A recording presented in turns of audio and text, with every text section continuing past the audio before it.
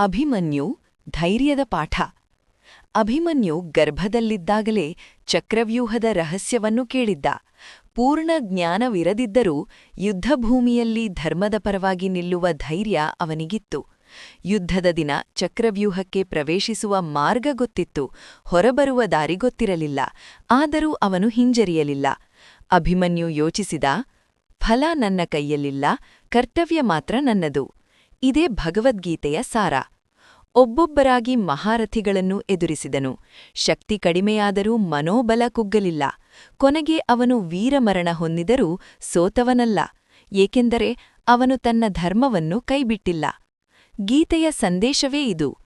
ಜಯ ಪರಾಜಯದ ಭಯಬಿಡಿ. ನಿಮ್ಮ ಕರ್ತವ್ಯವನ್ನು ಧೈರ್ಯದಿಂದ ಮಾಡಿ. ಸತ್ಯದ ಪಥದಲ್ಲಿ ನಡೆಯಿರಿ. ಅಭಿಮನ್ಯು ಬದುಕಿದ್ದು ಸ್ವಲ್ಪಕಾಲ, ಆದರೆ ಅವನ ಧೈರ್ಯ ಶಾಶ್ವತ. ಪಾಠ: ಜೀವನದಲ್ಲಿ ಫಲದ ಭಯಕ್ಕಿಂತ ಧರ್ಮದ ನಂಬಿಕೆ ದೊಡ್ಡದು.